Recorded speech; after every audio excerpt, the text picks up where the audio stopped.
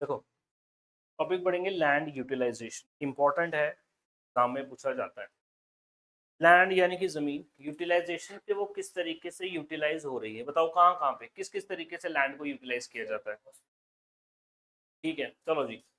प्रियांश ने बोला sir hospitals होते हैं और स्कूल्स होते हैं सर, कहीं कहीं पे रोड्स हैं, ब्रिजेस हैं। तो एक तो ये यूज है इसका, ठीक है।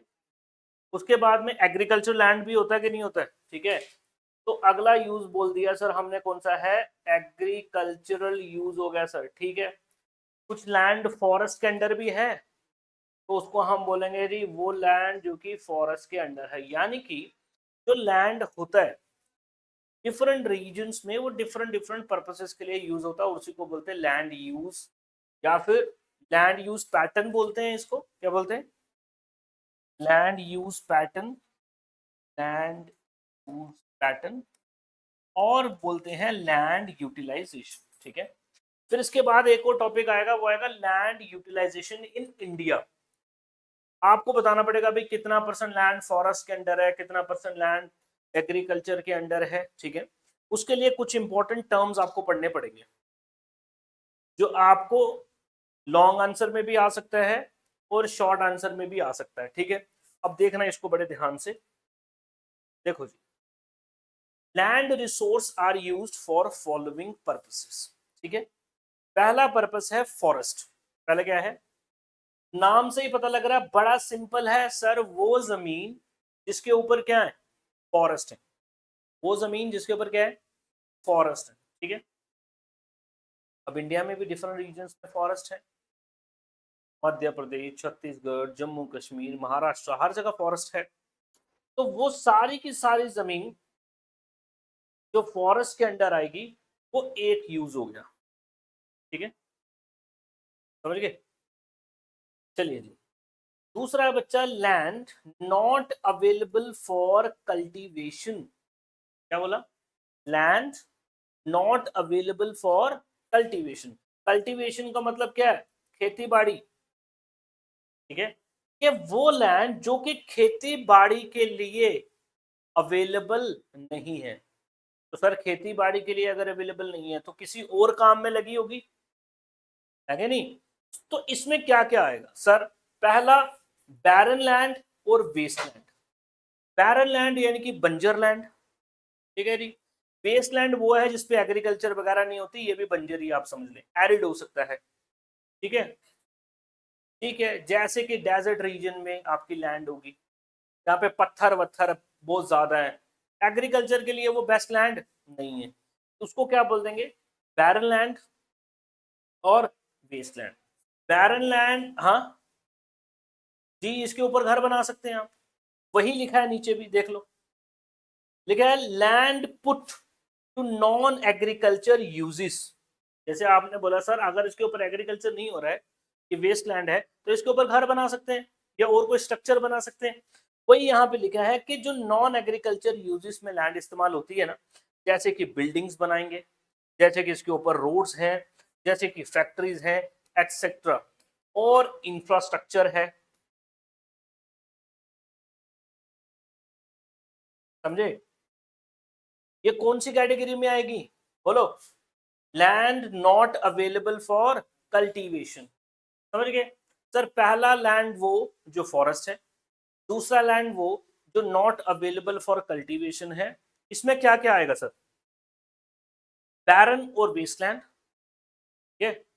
और दूसरा आएगा ऐसी जमीन जिसको नॉन एग्रीकल्चर पर्पसेस के लिए यूज किया जा रहा है। वो कहाँ पे यूज कर रहे हैं, बिल्डिंग्स बनाने के लिए, इंफ्रास्ट्रक्चर बनाने के लिए, रोडवेज बनाने के लिए, रेलवेज के अंडर जो जमीन है, जो रोडवेज है, रोड है, अब उसके ऊपर एग्रीकल्चर थोड़ी हो रहा है, क्या हो रहा है, तो भाई वही तो है, land put to non agriculture use. समझ गए, चलिए।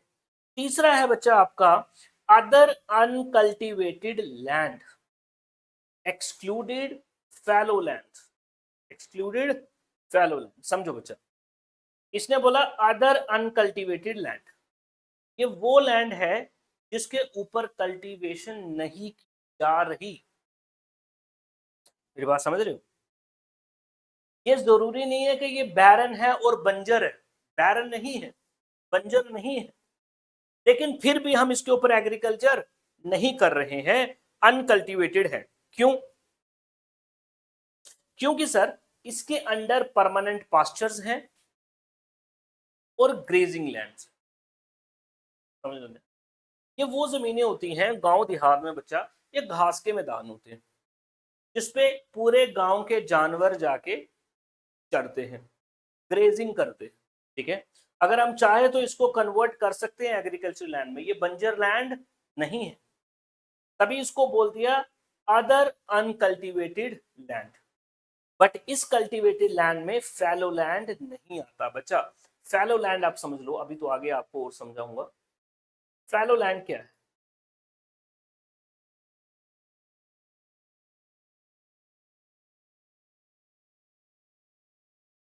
फैलो लैंड वो लैंड होती है जिसको हमने खाली छोड़ा है, होती ही एग्रीकल्चरल लैंड ही है, इस पे क्या होता है, खेती बाड़ी होती है, लेकिन हमने इसको खाली छोड़ा है, एम्प्टी छोड़ दिया है, इस पे हमने खेती नहीं की है। क्यों? ताकि इसकी जो सॉइल की फर्टिलिटी है वो दोबारा से आ सके। मेरी बात समझ रहे हो? लेट्स सपोज आपके पास एक खेत है, खेत पे तो आप कल्टीवेशन करते हो ना, लेकिन आपने एक साल उस पर कोई भी खेती नहीं की, वो कौन सा लैंड होगा? Fallow land. कौन सा लैंड होगा? Fallow land. ठीक है, तो बोला इसमें फैलो लैंड नहीं आएगा, इसमें क्या क्या चीजें आएंगी? अनकल्टिवेटेड लैंड, यानी कि इसके ऊपर भी कल्टीवेशन नहीं हो रही है। अब जिसके ऊपर कल्टीवेशन नहीं होती है तो उसको फैलो लैंड बोलते हैं, लेकिन फैलो लैंड इस कैटेगरी में नहीं आएगा। इसमें क्या क्या आएगा सर? परमानेंट पास्चर्स, पास्चर्स होता है चारगाह जो होते हैं जहां पे जानवर चरते हैं, और ग्रेजिंग लैंड्स। और दूसरा land under miscellaneous tree crops and groves. ठीक है, जो कि नेट सोन एरिया में नहीं आएगा, अभी आपको पता लगेगा नेट सोन एरिया है। दूसरी चीज इसमें जो बच्चा आती है वो आता है ट्री क्रॉप्स। इसमें ट्री, ये जंगल नहीं है, ये जंगल, ये ग्रूव्स है। ग्रूव्स का मतलब ये बाग है, समझ रहे हो मेरी बात? ये किसके अंडर आ जाएगा? अदर अनकल्टिवेटेड लैंड के अंडर। अब आएंगे बच्चा एग्रीकल्चर लैंड। कौन से? Agriculture land. देखो जी, इसको हम क्या बोलते हैं? Fallow lands and waste lands. ठीक है जी, fallow lands and waste land. अब समझना, अब इसमें भी देखो कितनी कैटेगरीज हैं, 1 2 3, और मोस्ट इंपॉर्टेंट यही है, मोस्ट इंपॉर्टेंट यही है। ठीक है, सबसे पहले है बच्चा करंट फैलो। क्या है?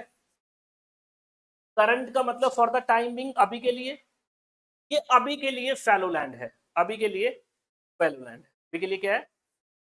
ये वो लैंड होती है बच्चा जो बोल रहा है विदाउट कल्टीवेशन है फॉर वन और less than one agriculture year. मेरी बात समझ रहे हो? एक ऐसी जमीन जिसपे खेती तो होती है नॉर्मली, लेकिन एक साल उस पे एग्रीकल्चर हमने नहीं किया है, तो वो कौन सी कैटेगरी में आएगी?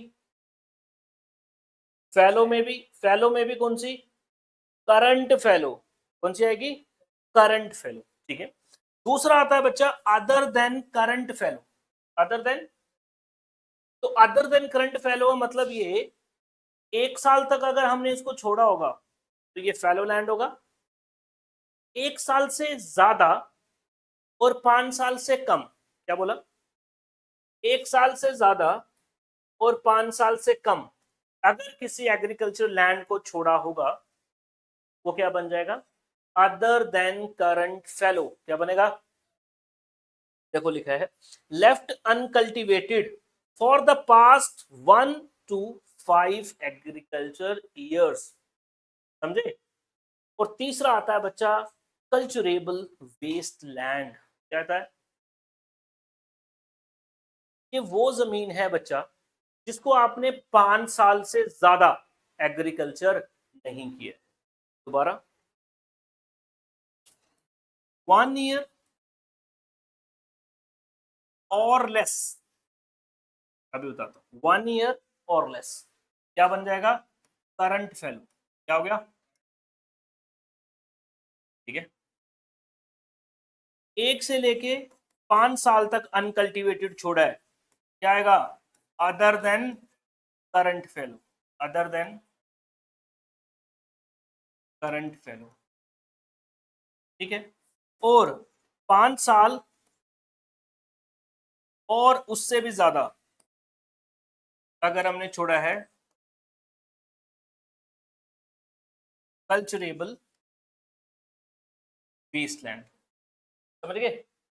कोई परेशानी इसमें आपको नहीं है? पहला हमने बोला फॉरेस्ट, दोबारा देख लो। चलो लैंड यूटिलाइजेशन में पहला हमने देखा जी फॉरेस्ट, दूसरा बोला land not available for cultivation, वो अवेलेबल ही नहीं है कल्टीवेशन के लिए, अवेलेबल ही नहीं है। क्यों नहीं है अवेलेबल? क्योंकि बच्चा जी वो बैरन लैंड है, बंजर जमीन है, पत्थर है, इसमें रेगिस्तान है।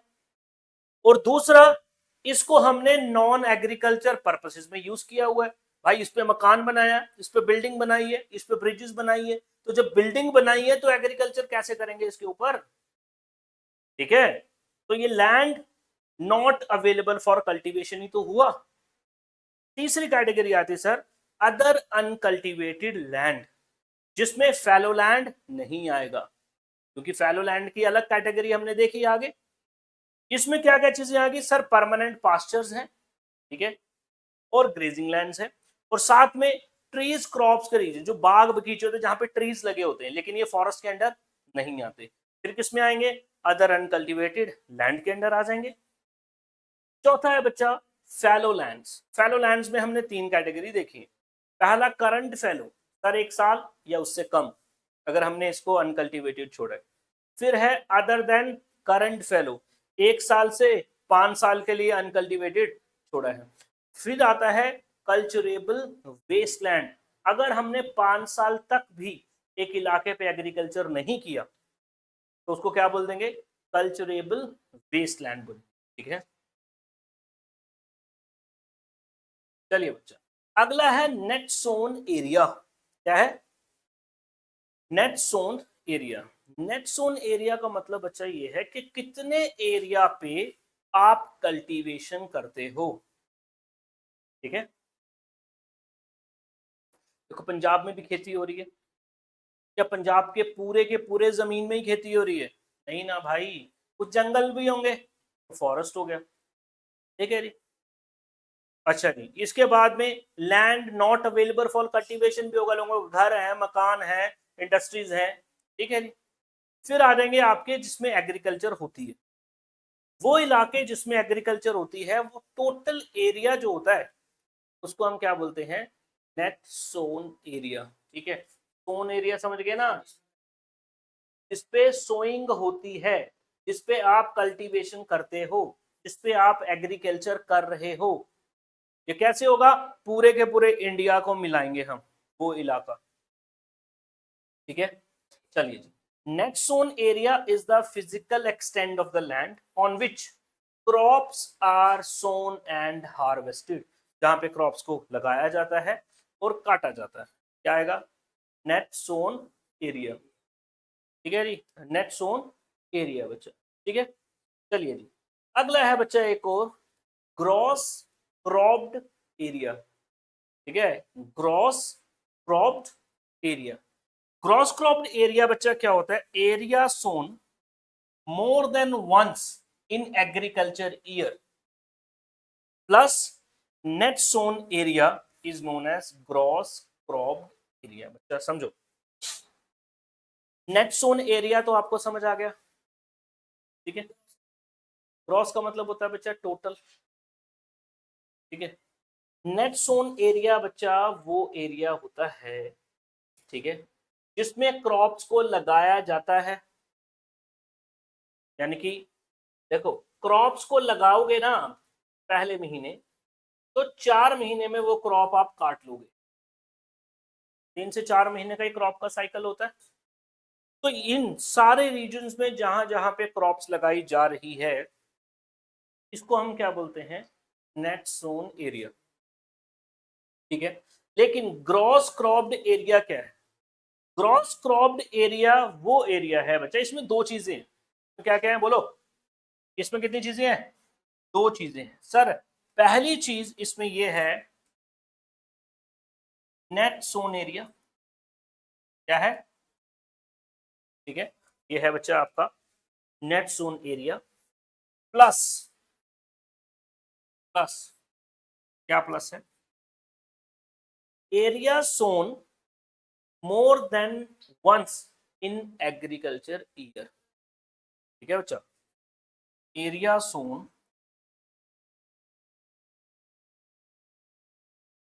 मोर देन वंस। हाँ, इसको फिर से एक बार समझो बच्चा। अगर एक एग्रीकल्चर ईयर में, ठीक है, जैसे अप्रैल में फसल काट दी जाती है गेहूं की, अगला एग्रीकल्चर ईयर फिर अप्रैल होगा, एक साल हो गया। इस एक साल में कितनी क्रॉप्स लगाई जा सकती है? वो ज्यादा कितनी? एक, दो, तीन, सोचो। यानी कि कम से कम, हाँ आरो पांच, कम से कम दो तीन क्रॉप्स, राबी खरीफ जैद, पता ना। एक गेहूं लगा लेंगे, एक बार चावल लगा लेंगे, बीच में थोड़ा टाइम बचेगा सब्जी वब्जी लगा लेंगे। तो कितनी बार लगाया उसमें? तीन बार लगाया। वही तो बोल रहा है area sown more than once in year. ऐसा इलाका जिसमें आप क्या कर रहे हो, सोइंग कर रहे हो एक से ज्यादा बार, एक से ज्यादा बार, एक से ज्यादा बार जिस रीजन में आप लगा रहे हो, जैसे पंजाब का इलाका, हिमाचल हरियाणा का इलाका, उत्तर प्रदेश का इलाका, यहाँ पे एक से ज्यादा ही क्रॉप्स लगती हैं एक साल में इसको। ठीक है, और plus net sown area. Net sown area सारे ही एरिया हैं जहां पे एक भी क्रॉप लग जाएगी ना, वो भी क्या हो जाएगा? नेट सोन एरिया हो जाएगा। समझ रहे हो? तो नेट सोन एरिया भी मिला लो, और एरिया जिसमें एक से ज्यादा क्रॉप्स लगाई जाती हैं, मोर देन वंस सोइंग होती है, इन दोनों को मिला दोगे तो क्या बनेगा बच्चा? Gross cropped area. ग्रॉस का मतलब ही क्या होता है बच्चा? टोटल। ग्रॉस का मतलब क्या होता है? और नेट का मतलब होता है कट कटा के। क्या मतलब होता है? कट कटाके का मतलब यहाँ पे क्या है? नेट सोन एरिया ही हमने यहाँ पे क्यों, नेट सोन एरिया का मतलब ये है वो सारे एरिया जिसमें एक भी बार आपने फसल एक लगा दी ना, वो भी नेट सोन एरिया हो गया। लेट्स सपोज पूरे साल में आपने एक ही फसल लगाई गेहूं की, तो वो भी नेट सोन एरिया में आएगा। किसी ने चावल लगाया मॉनसून के टाइम पे, वो भी नेट सोन एरिया में आएगा। ठीक है, क्या वो ग्रॉस एरिया में आएगा? ग्रॉस क्रॉप्ड एरिया में आएगा?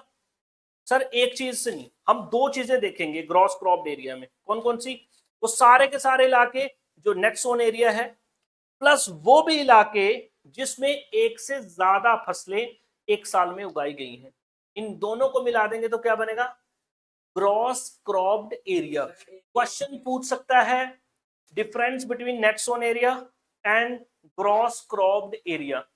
Gross cropped area is the combination, ठीक है, of net sown area plus area in which more than one crop is grown in one financial year। जी,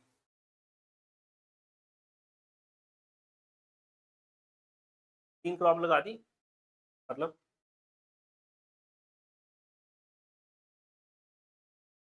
तीन क्रॉप एक साथ नहीं ना लगेंगी, सीजन होता ना उसका भी। दो क्रॉप लग भी जाती हैं, लेकिन जैसे फॉर एग्जांपल के लिए वीट लग जाता है तेरा, साथ में मस्टर्ड भी लग जाता है, साथ में कुछ सब्जियां भी लग जाएंगी तुम्हारी। ठीक है जी, लग जाएगा। वो भी किस में आएगा? वो एक सीजन लगाया ना एक तूने, 4-5 महीने लगे ना नेट सोन एरिया में। अब ये समझो नेट सोन एरिया का मतलब क्या है? एक सीजन, सोइंग टू हार्वेस्टिंग। ये देखो, sowing to harvesting. Sowing to harvesting का कितना टाइम होता है बच्चा? 3 से 4 महीने। सोइंग टू हार्वेस्टिंग कितना होता है? 3 से 4। 3 से 4 महीने ही होता है। नवंबर में लगा दोगे आप गेहूं, दिसंबर जनवरी फरवरी मार्च अप्रैल में काट दोगे गेहूं की फसल। तो एक जो पर्टिकुलर क्रॉपिंग सीजन होगा, चाहे वो रॉबी का हो चाहे वो खरीफ का हो, उसको हम क्या बोल देंगे? नेट सोन एरिया, लेकिन ग्रॉस क्रॉप्ड एरिया में नेट सोन एरिया तो आएगा ही आएगा सर, लेकिन वो सारे एरिया भी आएंगे जहां पे एक से ज्यादा क्रॉप्स को ग्रो किया जाता है। डन। तो फॉरेस्ट भी हो गया और बाकी सारी कैटेगरीज भी हमने देख ली। ये था हमारा लैंड यूज पैटर्न। क्या था? लैंड। अभी हमने इसकी टर्म्स पढ़ी, डेफिनेशंस पढ़ी। अब हम जब इंडिया के कॉन्टेक्स्ट में पढ़ेंगे तब हमें ये और समझ आएगा कि इंडिया में नेट सोन एरिया कितना है, इंडिया में फॉरेस्ट कितना है, इंडिया में land not available for cultivation कितना है। समझे मेरी बात? चलिए इसको रखेंगे इतना ही आज, और इसको याद करोगे भाई तुम लोग। हाँ, हो गया तुमसे लिखने में, तुम्हें फिर बीमारी भी तो पड़ती है।